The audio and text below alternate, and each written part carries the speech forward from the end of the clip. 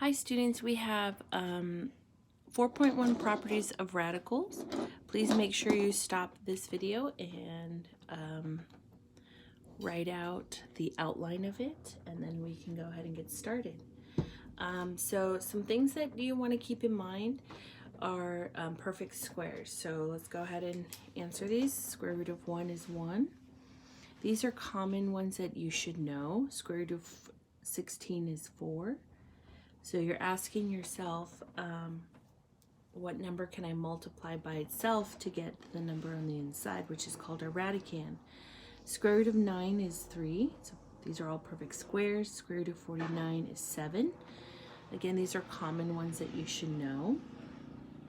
If you don't know these, put them on a note card and just kind of go through them. Square root of 36 is 6. Square root of 4, 2. Square root of 25, 5. So these are square roots. And remember, when you're taking the square root of that number, we call this the index. That is a 2. So if it's not there, we know that we're taking the square root of that number. What I am going to introduce to you is cube root. It's the same idea, but cube means 3. So you're asking yourself, what number can I multiply 3 times and get the number on the inside? And these are some common ones that, again, you should be very familiar with.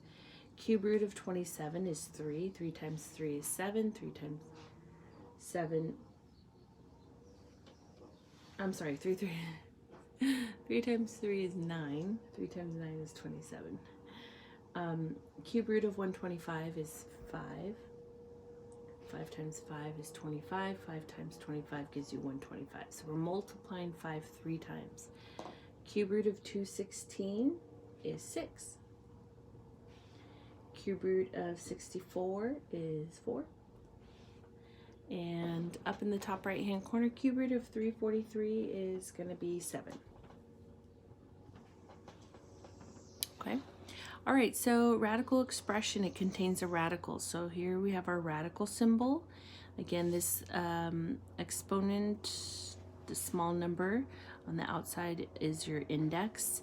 The number on the inside of the radical symbol, we call that a radicand.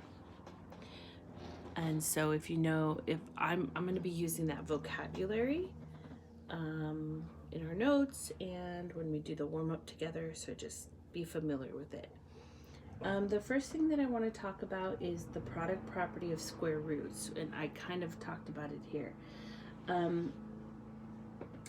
Basically, it's the square root of a product equals the product of the square roots of the factors. So what that means is that we can break down this 45 into 9 and 5. We're able to do that. And then we can actually break it down and separate it and say, oh,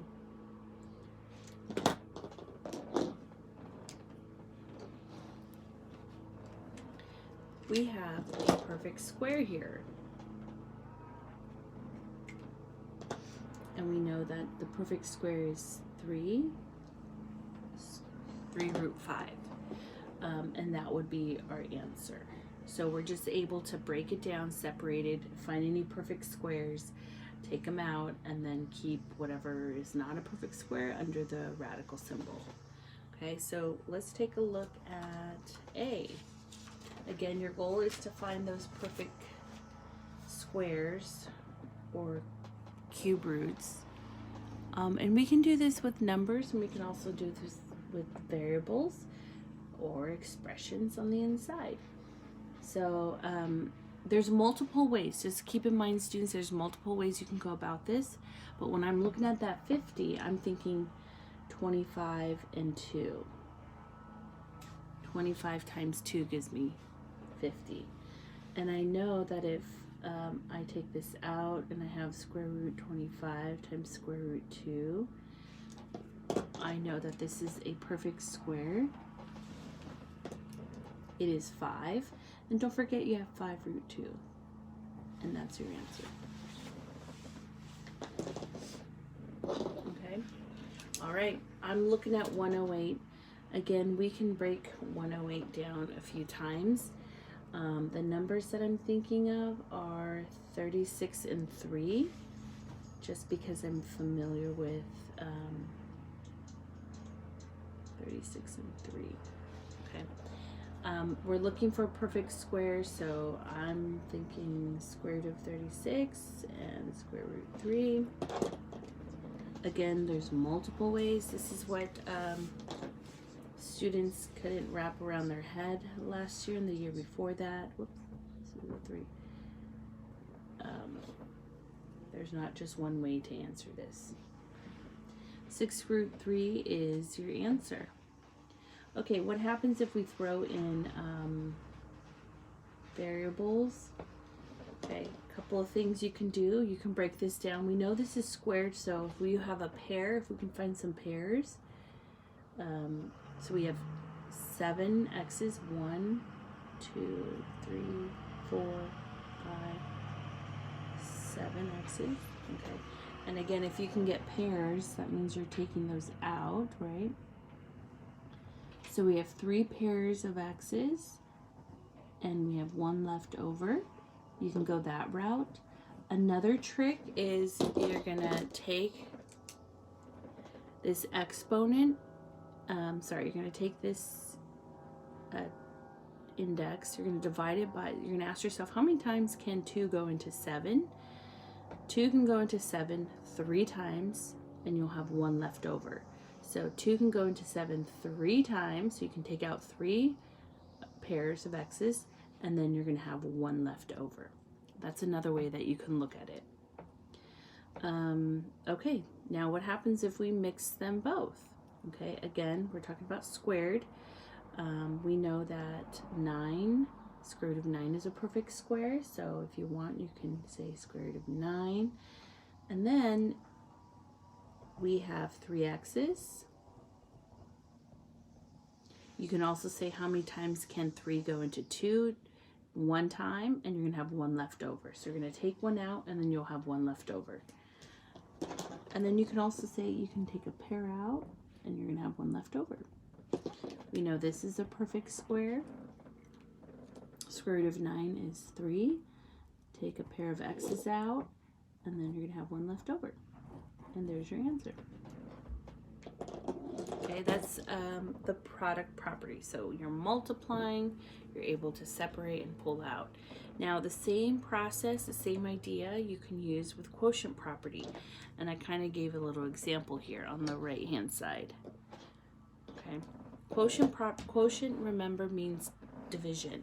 And so if you're dividing, we have square root of 3 over 4. You can actually break it down and rewrite this as square root of 3 over square root of 4. We know that square root of 4 is a perfect square. It is 2.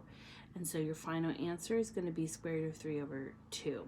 I do want to let you know, which you'll see, I think in day 2 of 4.1, that you cannot leave a radical in the denominator. Okay, but these just happen to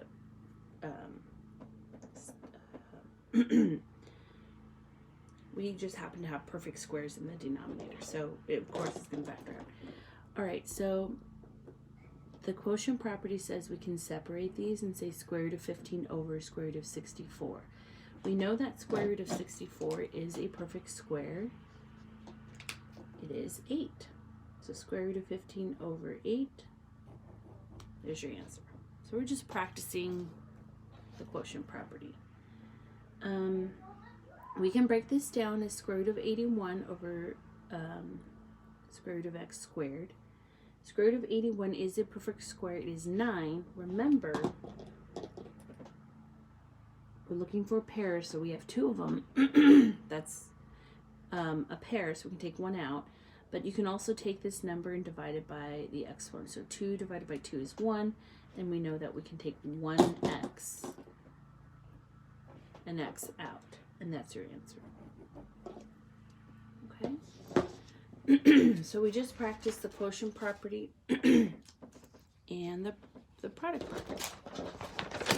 All right, our last example, again, this is day 1 of 4.1. We are going to simplify. We are now going to take the cube root, so the cube root of 128. So we have a negative 128. We can actually, I'm looking at this number, and I can pull out a negative 64 and a 2.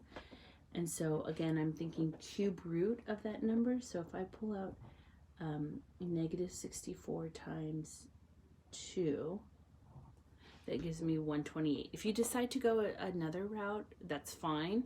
But just know that anytime you pull out a number, the numbers on the outside, you're going to have to multiply them to simplify.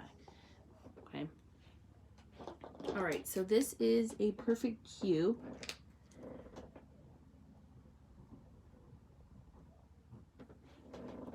What number am I multiplying 3 times?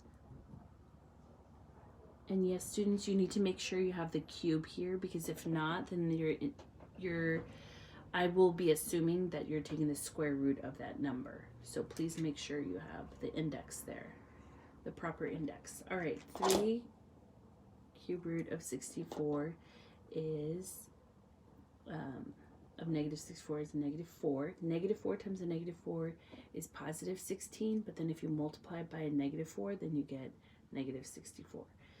And then this is not a perfect cube, so we're going to leave it, and that's our answer, negative 4 cube root of 2.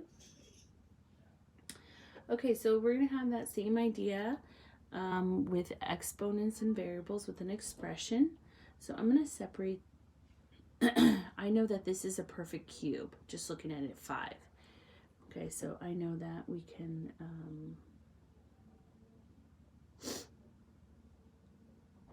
cube root of 125 and the cube root of x to the 7th.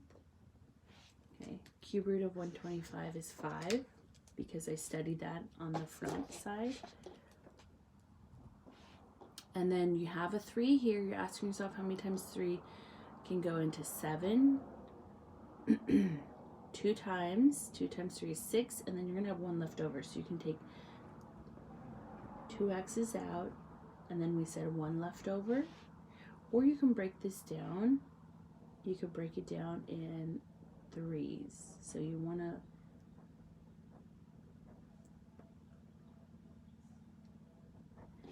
kind of visually, this is what it looks like. So we're taking the cube root, so now we're taking pairs. We're taking 3s. Okay, so we have two sets. There's that 2, and then you're going to have 1 left over, so that has to stay on the inside. It's another way that you can look at it. But ultimately, you have to show your work. You can't just jump from here and get that. Okay, so we have to show your work. All right.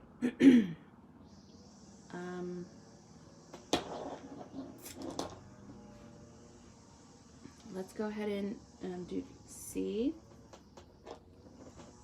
Okay, it not only works for the product property, which is multiplication, but the quotient property. So a quotient property says you can separate the 2 and try pulling out any perfect cubes. Perfect cube, cube root of 216 as a perfect cube, it's 6. That cube root of y is going to stay the same, so there you have it. Here's your final answer. There's example 1, 2, and 3, day 1. Thank you.